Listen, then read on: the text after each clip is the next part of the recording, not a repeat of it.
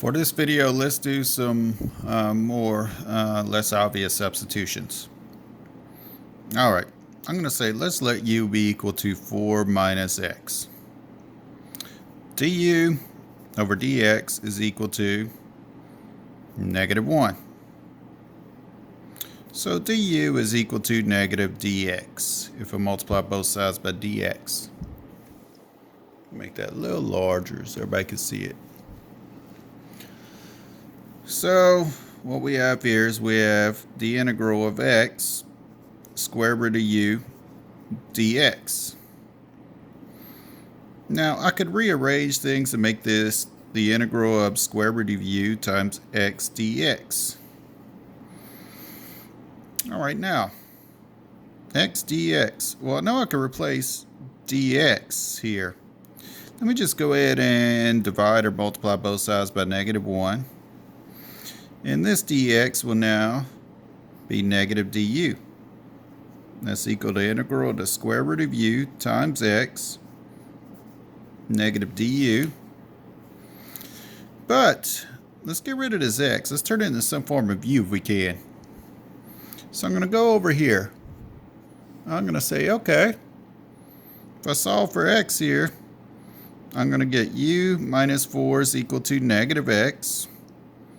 Or I could say 4 minus u is equal to positive x.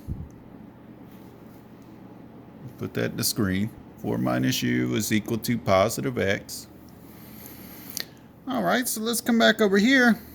And I could do a rewrite. I could say, okay, this is u to the 1/2 instead of square root of u. Instead of x, we're going to call that 4 minus u. This -1, or this negative understood 1, can be pulled to the outside and add du.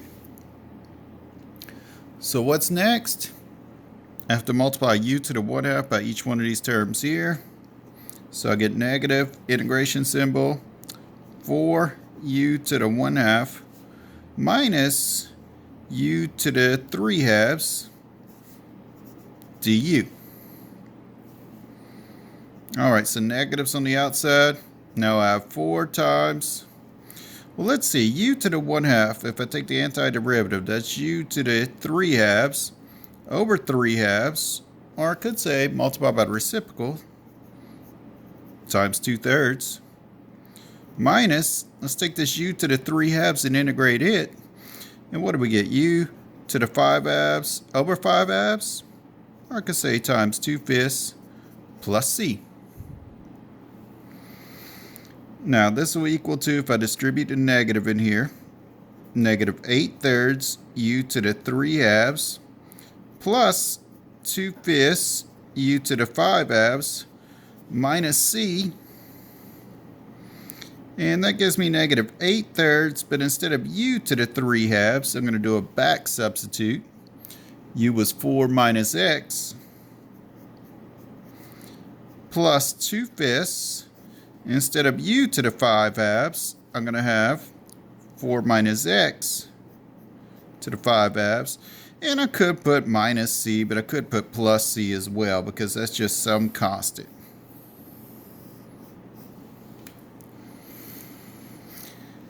Alright, let's look at another problem here. Another example, I should say. Let's call this one part D. Part D. We're going to have the integral of dx over x times the natural log of x. Alright, I like to do a rewrite. I like to call this the integral of 1 over x, natural log of x, and pull the dx out to the side right here. Alright, u.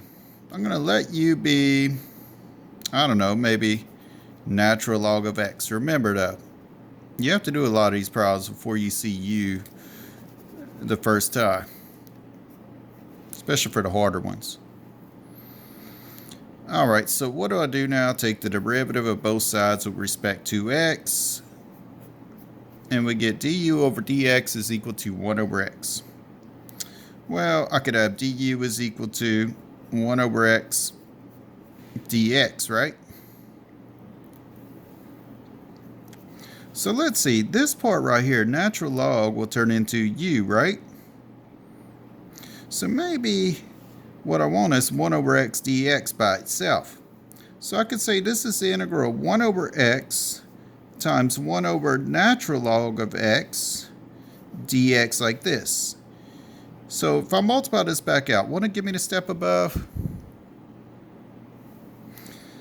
So let me call this the integral of 1 over natural log of x times 1 over x dx. So I just commuted these two around.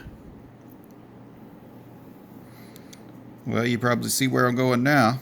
This is 1 over natural log of x is u. 1 over x dx is the same thing as du. Again, what is this? This is a formula right here for integrating. That's the natural log of the absolute value of u plus c. What do I need to do? I need to back substitute. Instead of u here, I need natural log of x plus c. All right. That will be my answer.